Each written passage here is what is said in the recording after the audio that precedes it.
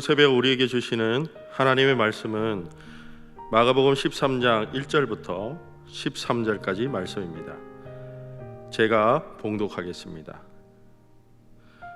예수께서 성전에 나가실 때에 제자 중 하나가 이르되 선생님이여 보소서, 이 돌들이 어떠하며 이 건물들이 어떠하니이까? 예수께서 이르시되 내가 이 큰 건물들을 보느냐? 돌 하나도 돌 위에 남지 않고 다 무너뜨려지리라 하시니라. 예수께서 감람산에서 성전을 마주 대하여 앉으셨을 때에 베드로와 야고보와 요한과 안드레가 조용히 묻되 우리에게 이르소서, 어느 때에 이런 일이 있겠사오며 이 모든 일이 이루어지려 할 때에 무슨 징조가 있사오리이까? 예수께서 이르시되 너희가 사람의 미혹을 받지 않도록 주의하라. 많은 사람이 내 이름으로 와서 이르되 내가 그러하여 많은 사람을 미혹하리라. 난리와 난리의 소문을 들을 때에 두려워하지 말라. 이런 일이 있어야 하되 아직 끝은 아니니라. 민족이 민족을, 나라가 나라를 대적하여 일어나겠고 곳곳에 지진이 있으며 기근이 있으리니 이는 재난의 시작이니라. 너희는 스스로 조심하라. 사람들이 너희를 공회에 넘겨주겠고 너희를 회당에서 매질하겠으며 나로 말미암아 너희가 권력자들과 임금들 앞에 서리니 이는 그들에게 증거가 되려 함이라. 또 복음이 먼저 만국에 전파되어야 할 것이니라. 사람들이 너희를 끌어다가 넘겨줄 때에 무슨 말을 할까 미리 염려하지 말고 무엇이든지 그때에 너희에게 주시는 그 말을 하라. 말하는 이는 너희가 아니고 성령이시니라. 형제가 형제를, 아버지가 자식을 죽는 데에 내주며 자식들이 부모를 대적하여 죽게 하리라. 또 너희가 내 이름으로 말미암아 모든 사람에게 미움을 받을 것이나 끝까지 견디는 자는 구원을 받으리라. 마가복음 13장은 예수님의 종말 설교라고 불리는 말씀입니다. 마가복음에는 두 개의 긴 설교가 있습니다. 하나는 마가복음 4장에서 하나님 나라의 비유의 설교와, 그리고 오늘 우리가 읽은 13장 종말에 대한 설교입니다. 마가복음 11장과 12장은 예수님이 성전에 들어가서 3일 동안 사역하신 이야기가 있습니다. 3일 동안 예수님은 낮에 성전에 들어가셨고 그러나 저녁이 되면 밖으로 나오셔서 베다니에 머무셨습니다.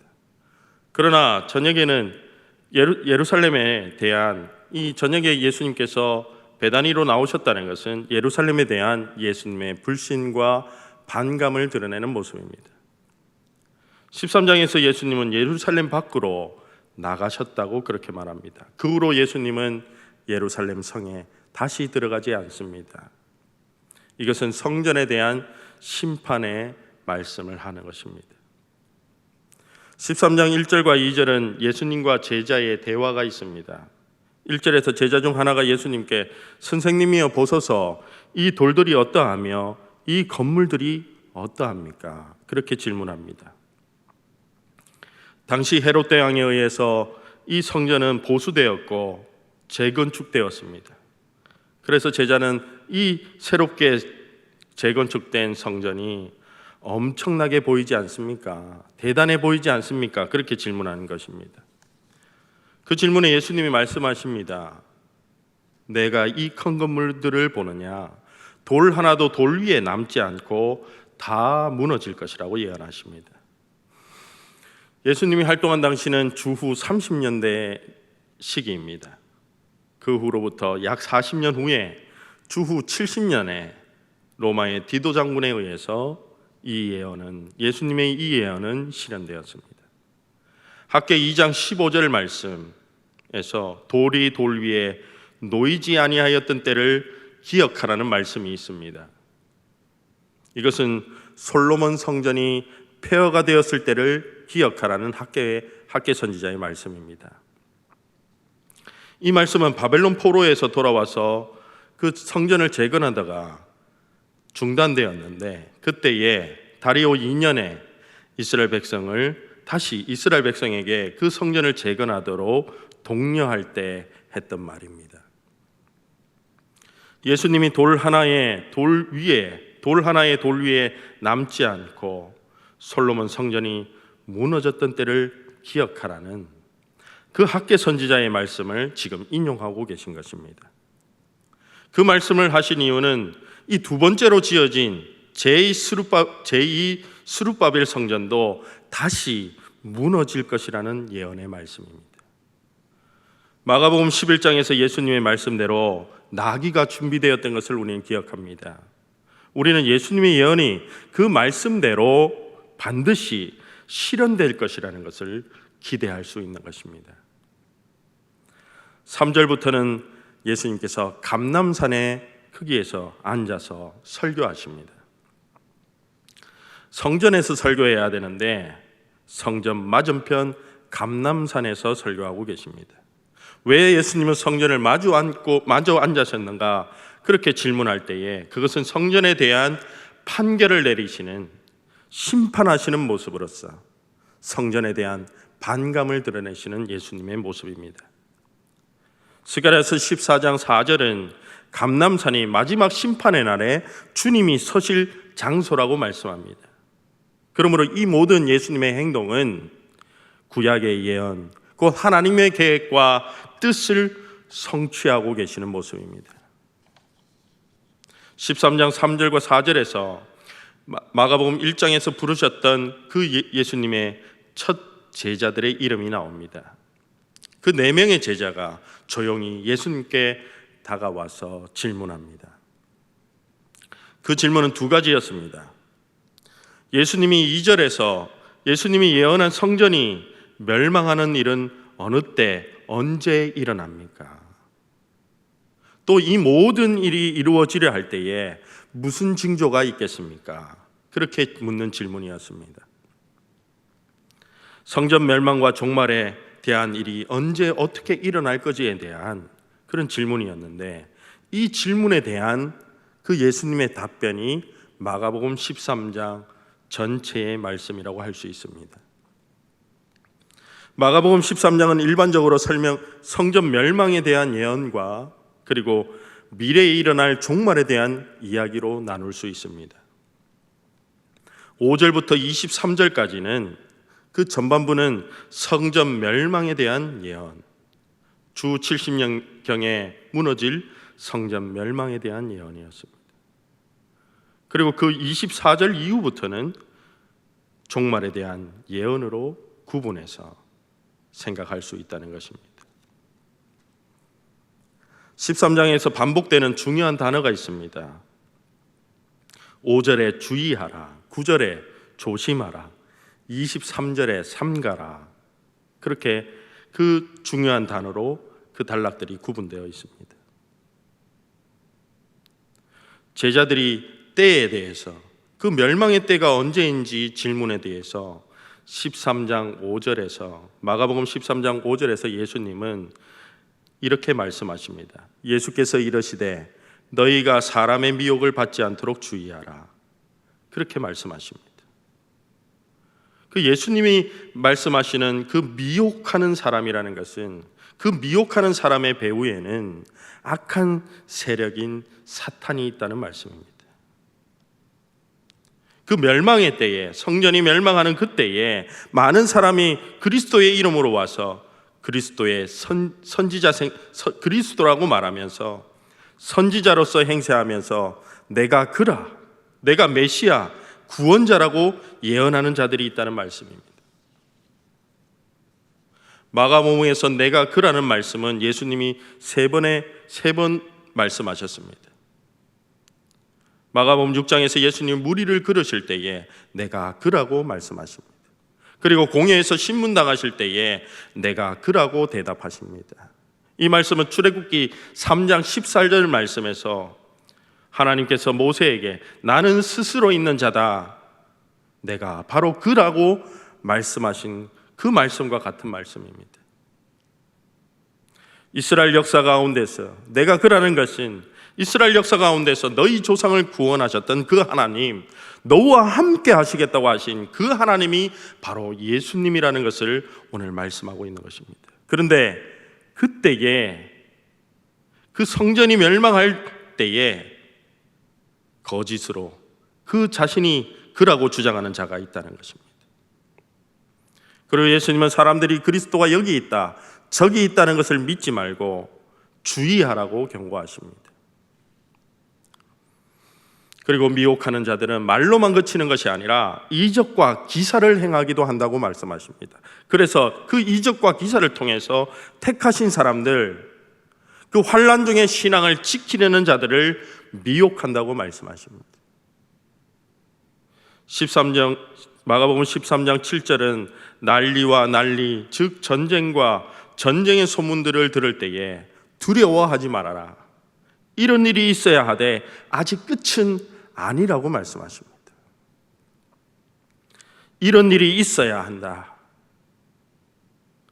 이 말씀은 예수님께서 예루살렘으로 올라가는 길에 자신이 순환당하실 것을 말씀하실 때에 했던 말입니다. 내가 반드시 그 일을 해야 한다고 하신 말씀과 같은 말입니다. 이런 일이 있어야 한다는 것은, 그 말씀은 반드시 하나님의 계획 속에 있다는 말씀입니다. 하나님의 계획 속에 있다는 것은, 그것은 하나님의 신적인 필연성을 이야기합니다. 하나님의 뜻과 계획대로 이 모든 일들이 이루어진다는 그 필연성을 이야기하고 있는 것입니다. 13장 8절 말씀, 민족이 민족을, 나라가 나라를 대적하여 일어나겠고 곳곳에 지진이 있으며 기근이 있으리니 이는 재난의 시작이니라. 여기서 재난의 시작이라는 것은 여인의 산통을 의미합니다. 이러한 소문들이 일어났을 때에 여인이 산통이 시작되듯이 그것은 끝이 아니라 징조의 시작이라는 말씀입니다. 이러한 소식이 들릴 때에 우리는 이 소식이 바로 새로운 시대의 탄생, 하나님 나라가 임박한 시작을 알리는 시작이니 두려워할 필요가 없다고 예수님이 말씀하십니다. 마가복음 13장 3절부터 8절은 그때에 미혹당할 것에 대한 이야기를 하고 있습니다. 그리고 14절부터 20절까지는 재난의 징조들에 이야기합니다. 그러나 미혹당하고 재난과 난리에 대한 이야기는, 이것은 그저 사인일 뿐입니다. 예수님은 이것이 재난의 시작에 불과하고 끝이 아니라고 말합니다. 9절부터 13절까지 말씀은, 그렇다면 진통이 시작되고 재난이 시작될 때에, 미혹과 전쟁이 일어나고 오늘날 우리의 상황과 같이 질병이 창궐하며 그리스도인들을 향한 세상 사람들의 미움이 가득하고 그리스도인들의 억울함과 핍박과 박해가 일어날 때에, 그렇다면 그리스도인 공동체는 어떻게 해야 하는가? 예수님이 말씀해 주시고 계십니다. 그 첫 번째 말씀이 9절 말씀입니다. 너희는 스스로 조심하라. 그렇게 말씀하십니다. 사람들이 너희를 공회에 넘겨주겠고 너희를 회당에 매질하겠으며 나로 말미암아 너희가 권력자들과 임금들 앞에 서리니 이는 그들에게 증거가 되려 함이라. 그렇게 우리가 사람들에게 미움받을 때에, 그때가 예수 그리스도의 증인으로서 증언할 기회라고 말씀하십니다. 박해받을 때 그때가 바로 예수를 증거할 증거의 기회라고 말씀하십니다. 10절 말씀, 또 복음이 먼저 만국에 전파되어야 할 것이니, 그 말씀과 연결해서 보면 더욱 분명해집니다. 박해의 때에 더욱 먼저 해야 할 것은 복음 전파라는 것을 말씀하십니다. 복음 전파의 시기가 이때인 줄 믿습니다. 우리 가운데 박해가 있고 시련이 있다면 그때가 복음이 먼저 만국에 전파되어야 한다는 그런 하나님의 신적인 필연성, 모든 것이 하나님의 계획대로 된다는 그 구원의 역사를 믿고 깨닫는 우리가 되어야 할 줄 믿습니다. 주후 69년에 성전이 멸망당하기 전 1년 전에 로마의 베스파시안이 로마의 황제가 되고 그 아들 디도가 예루살렘을 점령했을 때에 그때에 로마의 복음이 선포되었습니다. 그 복음은 새로운 로마의 황제 베스파시안이 황제가 되었다는 복음이었습니다. 그러나 오늘 말씀에는 예수님이 바로 새로운 하나님 나라의 통치자가 되신다는 복음을 세상에 선포하라고 말씀하고 있습니다. 세상의 권력과 힘 앞에, 세상의 박해 앞에 그들에게 예수의 복음으로 맞대응하라고 말씀하십니다. 이것이 바로 그리스도인의 정체성입니다. 그렇다면 예수의 복음은 무엇입니까? 그 예수의 복음을 전하는 것은 무엇입니까? 나와 복음을 위하여, 예수와 복음을 위하여 자기를 부인하고 자기 십자가를 지는 것이 바로 우리의 삶인 줄 믿습니다.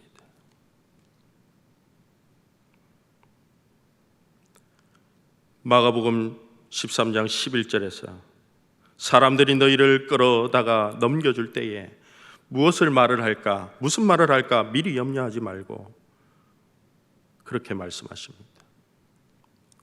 우리를 넘겨준다고 말씀하십니다. 세례 요한도 제사함의 회개를 선포하고 넘겨졌습니다. 예수님도 마가복음 14장에서 가룟 유다에 의해서 넘겨지게 됩니다. 그리고 실제로 예수님은 빌라도에게 실제로 넘겨지십니다.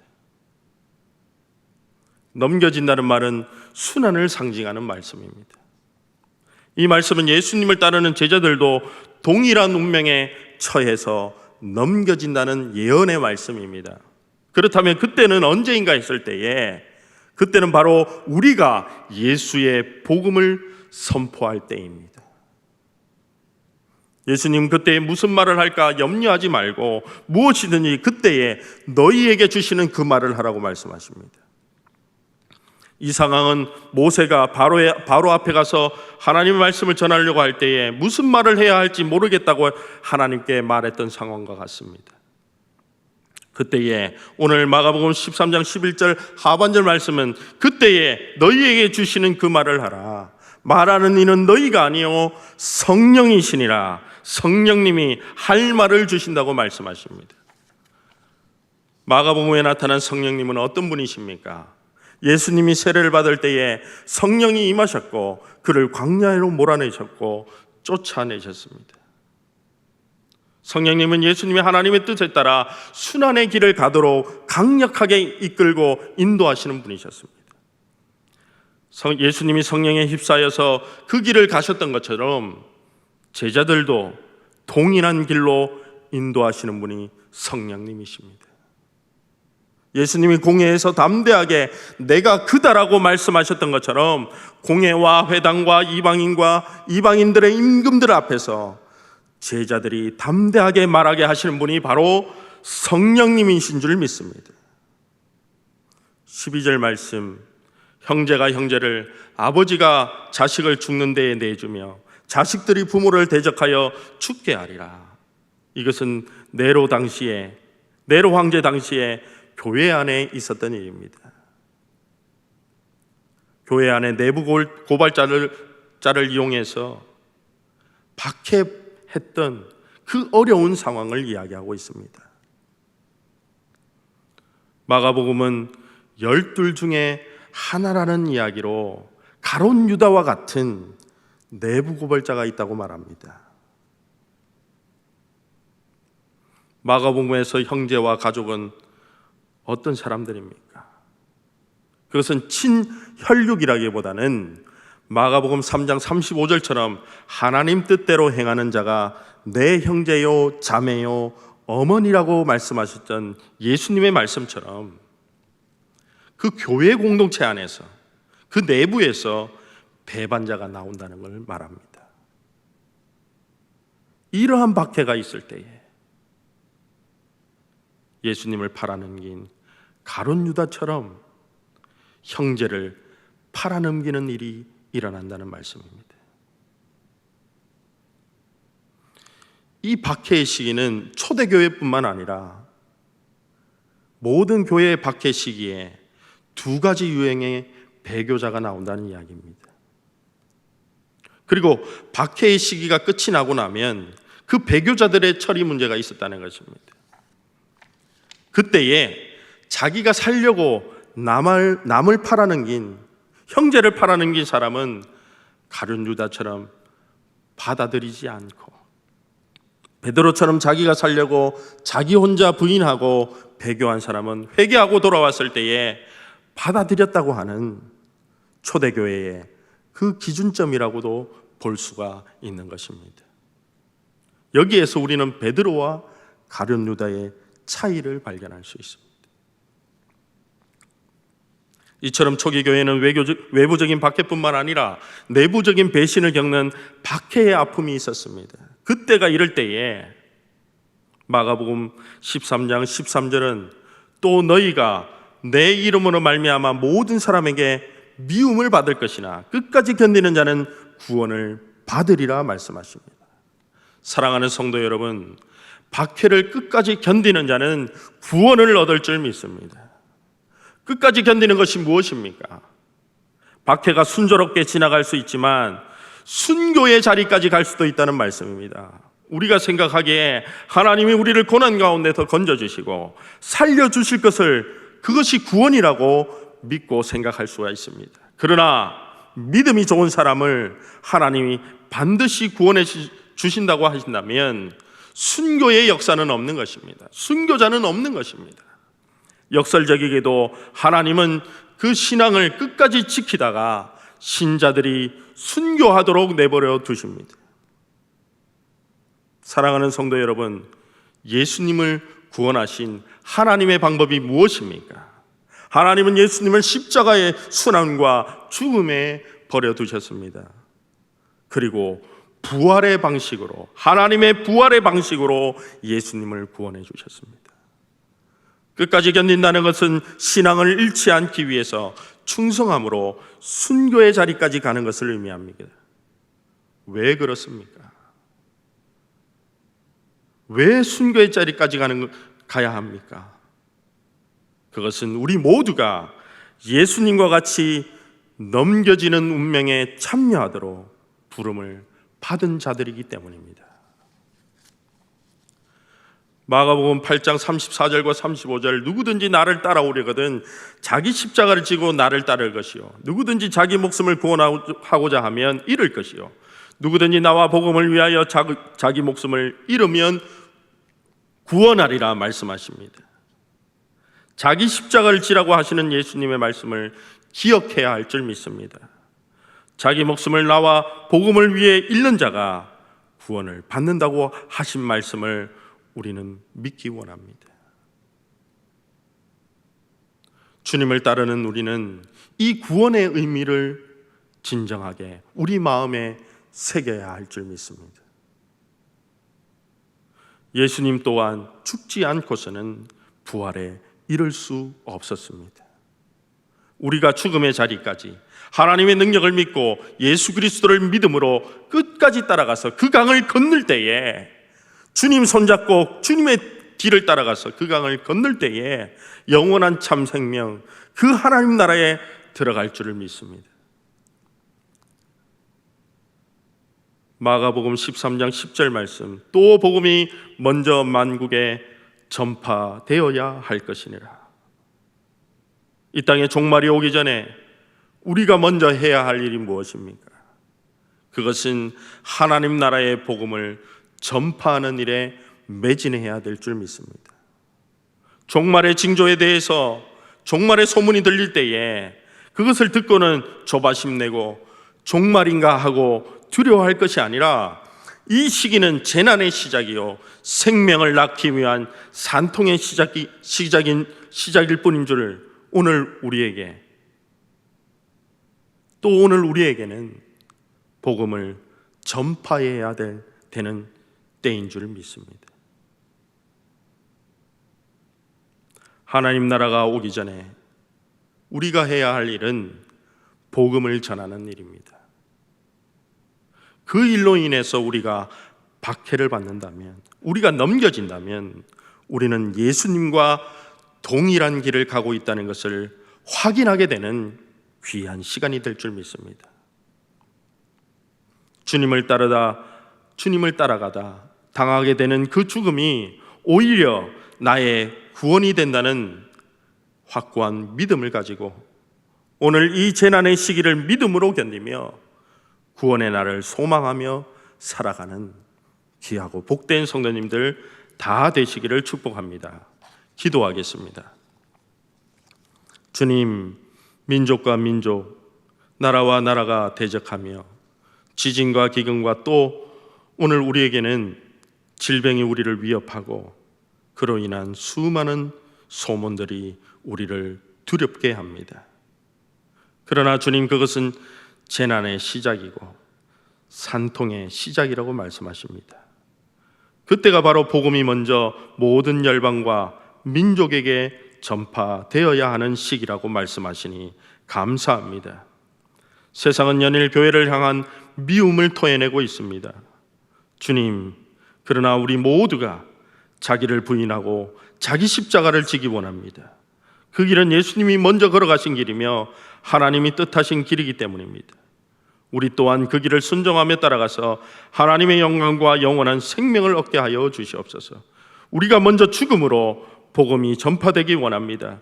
한 발 앞서서 세상에 대항하는 방법이 아니라 나귀를 타고 오신 주님의 모습을 본받아 십자가 그 순환의 길을 침묵하며 걸어가셨던 주님의 모습을 본받아 오늘 우리의 현실에서 우리에게 주어지는 우리의 십자가를 달게 받고 걸어가는 주님의 제자들이 다 되게 하여 주시옵소서. 주님, 모든 사람에게 미움을 받을 것이나 끝까지 견디는 자는 구원을 받으리라는 귀한 약속의 말씀에 힘입어 오늘도 주님 다시 오심을 소망하고 더 큰 부활의 소망과 다시 오신다고 하신 주님의 약속이 기쁨과 소망이 되는 복된 하루가 되게 하여 주시옵소서. 감사드립니다. 예수님의 이름으로 기도드리옵나이다. 하늘에 계신 우리 아버지, 아버지의 이름을 거룩하게 하시며 아버지의 나라가 오게 하시며 아버지의 뜻이 하늘에서와 같이 땅에서도 이루어지게 하소서. 오늘 우리에게 일용할 양식을 주시고 우리가 우리에게 잘못한 사람을 용서하여 준 것 같이 우리 죄를 용서하여 주시고 우리를 시험에 빠지지 않게 하시고 악에서 구하소서. 나라와 권능과 영광이 영원히 아버지의 것입니다. 아멘.